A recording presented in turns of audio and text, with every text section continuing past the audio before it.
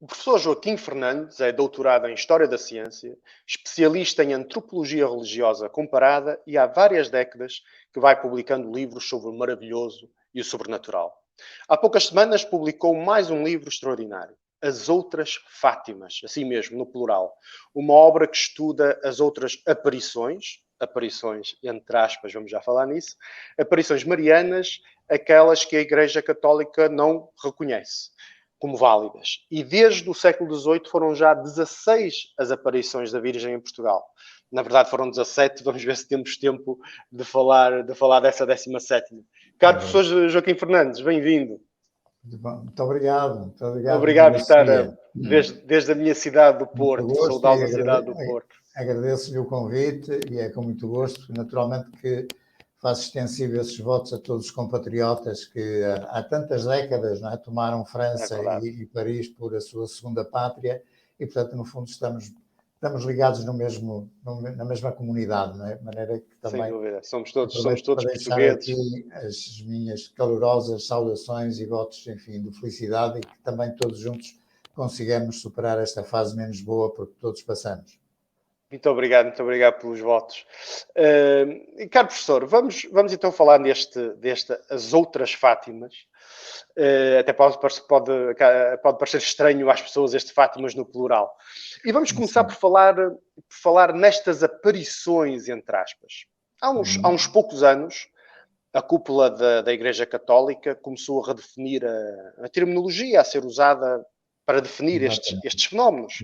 O próprio Papa emérito, o Bento XVI, prefere o termo visão, tudo entre aspas, visão e aparição. Qual é a diferença? Pode explicar? Ora bem, foi exatamente o cardeal José Ratzinger, enquanto responsável pela Congregação da Fé, que por volta do ano 2000 publicou um comentário muito, muito interessante e muito judicioso sobre as aparições de Fátima. Porque, de facto, há aqui a considerar, enfim, inovações que foram sendo introduzidas numa avaliação multidisciplinar de outras áreas do saber, de outras áreas do conhecimento, em torno deste fenómeno que até há muito pouco tempo, praticamente, enfim, há cerca de 2 décadas atrás, estava estritamente confinado e reduzido à interpretação religiosa e, com maior ênfase, à interpretação católica tradicional. Ou seja, aquela que defende ainda hoje, naturalmente, resistindo a todas as inovações, que de facto as aparições de Fátima consagraram uma descida em corpo físico da Virgem Maria de Nazaré, ou seja, uma entidade que neste momento teria cerca à volta de 2000 anos de idade, não é? Portanto, essa adoção integral da ideia da descida da Virgem Maria na Calveiria em corpo físico foi naturalmente permanecendo ao longo das décadas e consagrou de facto esta visão que os católicos devotos de Fátima vão tendo deste fenómeno, permanecendo ainda hoje nesse seu respeito pela tradição, pela cultura que naturalmente legaram e receberam dos seus pais e da sua educação religiosa, mas que de facto, segundo a observação do Papa Emérito Bento XVI, já estará um pouco ultrapassada. E isto tem sido advogado simultaneamente por outros teólogos, nomeadamente especialistas, enfim, portugueses, nomeadamente Dom Carlos Azevedo, por exemplo, o Frei Bento Domingues, o Padre Anselmo Borges, ou seja, uma pleia de facto intelectuais católicos muito atentos a esta problemática, estudiosos da própria fenomenologia de Fátima, que hoje aceitam a utilização, em detrimento da anterior, da ideia de visão, da alternativa de visão em vez de aparição. Ou seja, significa isso que a ideia que foi introduzida pelo cardeal Ratzinger, Papa Bento XVI, foi que em Fátima terá ocorrido um fenómeno muito particular, uma revelação privada, restrita, neste caso, à vidente Lúcia e aos seus 2 primos, se bem que naturalmente tem graduações muito específicas, como sabemos, porque só a Lúcia é que ouvia e via plenamente aquilo que ela entendia ser a Virgem Maria, mas que, portanto, a definição de visão é algo que é muito restrito ao receptor e não é partilhado pela multidão, por terceiros. Enquanto que a ideia da aparição é algo que é partilhado pela multidão e por terceiros. Portanto, há aqui uma pluralidade de visões e de observações e de experiências que, no fundo, iriam confirmar-se umas às outras. Ora, não é o caso, porque sabemos exatamente pelos depoimentos e pela longa investigação a que eu próprio, enfim, me debrucei durante algumas das últimas décadas, há cerca de 40 anos que estudo esta problemática, não é? Inicialmente com a doutora Fina da Armada, infelizmente já falecida, mas que de facto encontramos discrepâncias porque cada sujeito tinha a sua modalidade de observar. Os próprios videntes tinham a sua maneira específica de experimentar, de ver, de sentir, etc. Portanto, tudo isto vai no sentido daquela interpretação introduzida e defendida muito bem pelo cardeal Ratzinger, que de facto estas experiências marianas, vamos chamar-lhe assim de modo geral, são, digamos, experiências sensoriais privadas e específicas de cada um. Portanto, não é uma modalidade de experiência pública, global, que possa ser entendida como a aparição de algo externo à pessoa que faz essa experiência. Então, nesse domínio de visão, de experiência interior, como explicar que naquele 13 de outubro de 1917, 50 mil pessoas testemunharam a famosa dança do sol, ou aquele, quer dizer, o fenómeno sol. Isso é completamente distinto. É completamente distinto da representação mariana de uma figura que é interiorizada como sendo a Mãe de Jesus, a Mãe de Cristo, a Virgem Maria, enquanto estamos aqui, digamos, a trabalhar com algo que provocou efeitos físicos perceptíveis por toda a multidão, ao contrário da visão particular de uma entidade que cada um, neste caso particular, os videntes interpretaram como a Virgem Maria. Em 13 de outubro de 1917, de facto, não se tratou de uma visão, tratou-se de um fenómeno solar externo ao aparelho sensorial e cognitivo das pessoas, dos milhares largos, cerca de 50 mil pessoas que estavam naquele local, e, portanto, temos que, naturalmente, distinguir aqui este fenómeno global de um fenómeno de revelação privada que é atribuído à ideia de aparição. Portanto, aqui os fenómenos físicos do 13 de outubro foram registados no terreno, foram cruzados entre si, foram inclusive confirmados matematicamente pela distribuição espacial das pessoas no terreno, numa curta faixa que nós podemos identificar graças aos testemunhos diretos das pessoas e que, de facto, parece corresponder digamos, à produção de um fenómeno energético que provocou a sensação de calor, provocou a secagem do solo que estava completamente encharcado por chuva torrencial que tinha caído minutos antes, provocou alterações fisiológicas em algumas pessoas e foi, inclusive, suscetível de ser fotografado na célebre coletânea de fotografias, das 12 fotografias originais feitas pelo repórter do jornal O Século, e que tivemos ocasião, muito recentemente, através de um colega nosso, o professor José Barbosa Machado, da Universidade de Trás-os-Montes e Alto Douro, ao ser examinados essas placas fotográficas originais, naturalmente em placa de vídeo, porque em 1917 os sistemas fotográficos não eram ainda a película fotográfica, não é? Que nós ainda usamos antes da versão digital, não é? Mas foi possível ao nosso colega José Barbosa Machado descobrir que, de facto, havia fotografias que estavam como que queimadas por fontes luminosas muito poderosas que, de facto, corresponderiam às descrições visuais de testemunhas que notificaram a passagem de um objeto luminoso que tinha saído das nuvens, tinha saído diante do Sol verdadeiro, da nossa estrela, não é? E que fez, digamos, toda aquela movimentação por sobre as pessoas a muito baixa altitude, da altura de cerca de um pinheiro, portanto, cerca de 20, 30 metros, o máximo do solo, e que provocou um triplo efeito físico que está hoje verificado, constatado, e que corresponde, inclusive, não só à situação da secagem do solo, aos efeitos fisiológicos, à sensação de calor, à secagem da roupa, à audição de um zumbido tipo de abelha, que é muito notório e é hoje passível de detectar em laboratório, é possível de replicar, inclusive, em laboratório, e, portanto, temos aqui um efeito físico generalista, público, que é muito diverso da ideia de visão interior e particular do caso de entidade chamada Virgem Maria. Mas então, esse fenómeno do 13 de outubro, a ciência consegue explicar isso? Foi uma tempestade solar ou... Estou-me a lembrar agora do prólogo que o professor Miguel Real escreveu ao seu livro, em que ele faz uma tipologia das várias Fátimas e até fala de uma Fátima extraterrestre. Extraterrestre, Que isto até, se calhar, até põe os cabelos em pé a quem nos ouve. Mas então, que fenómeno, há um fenómeno foi aquele?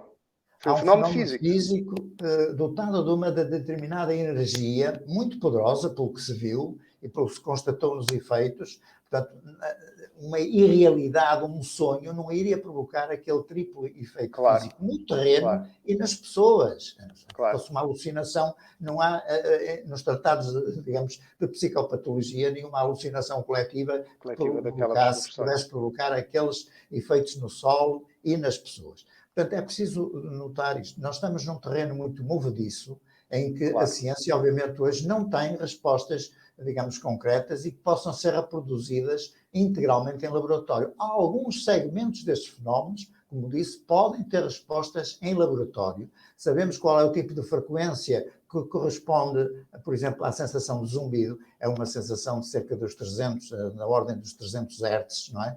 Portanto, em termos de sonoridade, em termos de frequência auditiva, e foi aquilo que muitas pessoas ouviram no interior da cabeça. É mais um aspecto interessante, é que não é um efeito exterior também, é um efeito que é sentido no interior da cabeça, a nível do ouvido interno, e corresponde à sensação do zumbido da abelha, que é, como deve ter reparado, noutros episódios que estão reproduzidos aqui nas outras Fátimas, não é? Uma sintomatologia recorrente, ou seja, há diferentes casos em que as pessoas, sem o saber, naturalmente que não vamos suspeitar que todas elas analisaram exaustivamente o repertório dos efeitos em Fátimas, para dar sentido à ideia que ouvia um zumbido quando aquele objeto que imitava o Sol se aproximava do solo, se aproximava da multidão. Temos aqui um caso muito próximo do Porto, aqui perto de Santa Maria da Feira, em que eu tive a ocasião e tive a felicidade de recolher um depoimento original, uma testemunha viva que, por volta dos seus 15 anos, assistiu exatamente a este tipo de manifestação dita solar, um objeto que saía das nuvens, que mergulhava sobre a multidão e que, à medida que se aproximava da multidão, ou seja, que descia, fazia cada vez mais ouvir uma forte sensação de zumbido. Ora, isto tem uma correspondência efetiva muito física, muito material, que não pode ser, obviamente, correspondente a um devaneio, a um sonho ou uma alucinação. Portanto, no fundo, em termos de economia de hipóteses, o que nós podemos dizer é que temos aqui uma fonte externa aos videntes, temos aqui uma fonte energética poderosa externa à multidão, que em determinada altura, por processos que nós naturalmente não conhecemos, fez vincar a ideia que estamos a tratar de facto de um fenómeno físico que era possível ser registado, inclusive pelas fotografias da época, sistemas rudimentares da época, porque de facto o professor Machado encontrou pistas nestas fotografias que correspondem a um efeito notório de uma sobrecarga luminosa nessas placas fotográficas. Claro. Outro elemento que é recorrente neste livro, e que eu fui constatando à medida que o ia lendo, é a tenra idade de quem testemunha estas aparições, quem tem estas visões. Esse é um padrão. São crianças que aparecem também sempre em lugares muito específicos e que se enquadram naquilo que o professor chama a ecologia das aparições. Exatamente. Sim. Essa é uma proposta inovadora. Essa é a principal receita. Uma criança num determinado espaço, sítio, para termos uma aparição? Penso que sim. Digamos, será uma das condições que os autores destas manifestações, que nós, enfim, descortinamos que poderão ser exteriores à nossa realidade, enfim, isto é uma proposta muito simplista para as pessoas perceberem, não é? Portanto, não se tratará, obviamente, de um agente chamado Nossa Senhora, a Virgem Mãe de Jesus, mas serão entidades fora da nossa realidade, do espaço e do tempo, na nossa realidade tridimensional, se quisermos, aqui nós, uma questão de economia e de popularidade do termo, poderemos chamar extraterrestres, seres extradimensionais, seres pluridimensionais, de uma determinada energia, mas que têm, na minha perspectiva, e segundo algumas pistas que eu equaciono aí, enfim, ainda com alguma prudência no meu livro, se tem presente as conclusões, que estarão, digamos, a usar as nossas próprias religiões e a hierarquia das nossas religiões consagradas para se fazerem passar por essas mesmas entidades, com intuitos que, naturalmente, nos escapam, mas atendendo a algumas pistas que são exploráveis aí, inclusive a questão da oração mental, da importância da oração que é produzida pela multidão em uníssono, e as pessoas que naturalmente já estiveram em Fátima perceberão exatamente aquilo que eu estou a tentar dizer, o grande poder energético, mental, de uma oração que é recitada coletivamente por milhares e milhares de pessoas.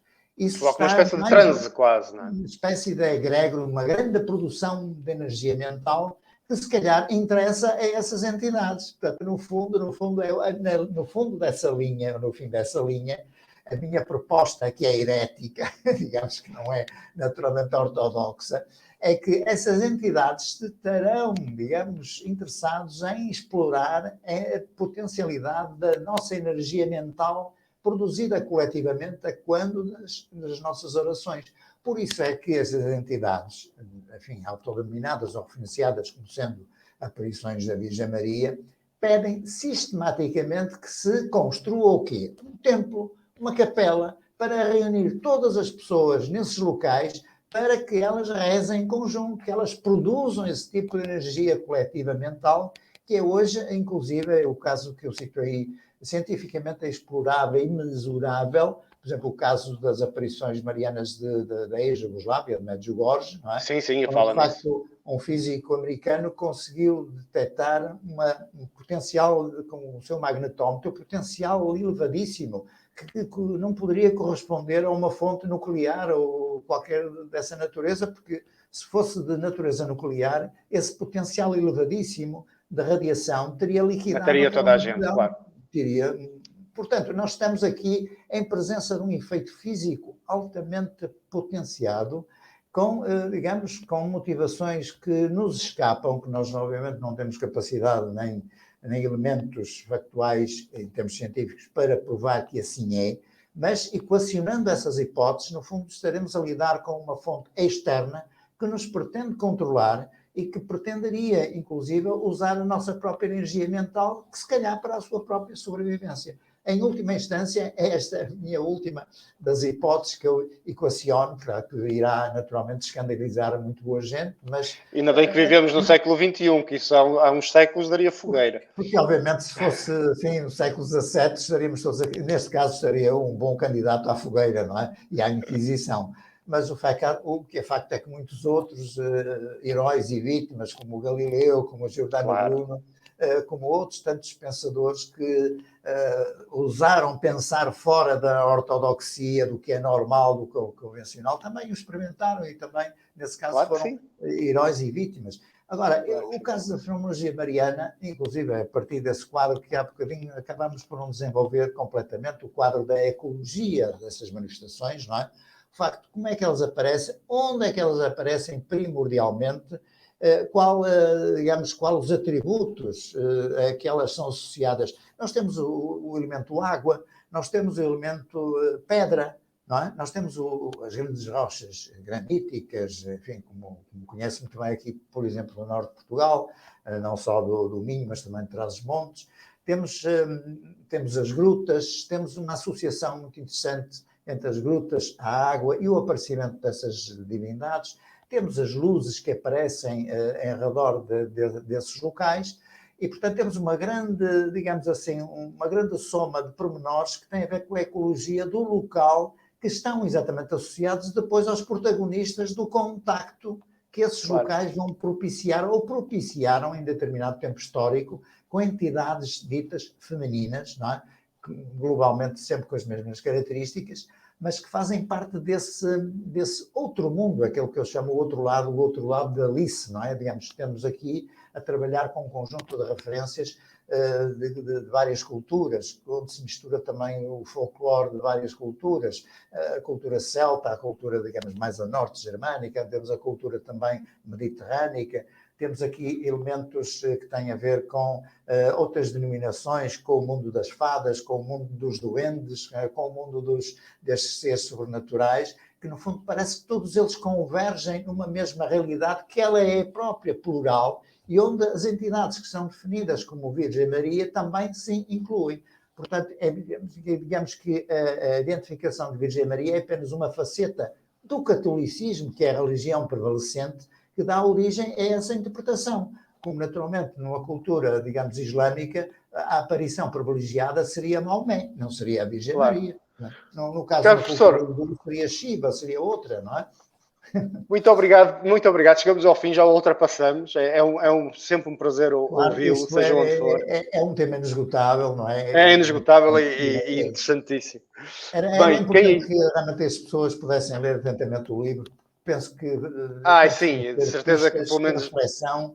Eu não sou perentório, não sou nada não é, é verdade. dogmático, como deve ter É percebido, verdade.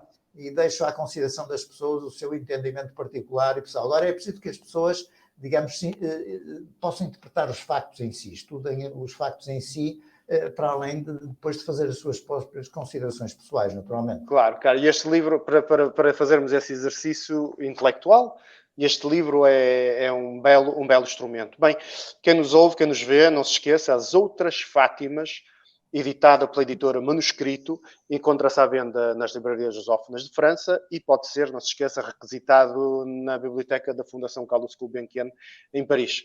Obrigado e não se esqueça, ler é o melhor remédio.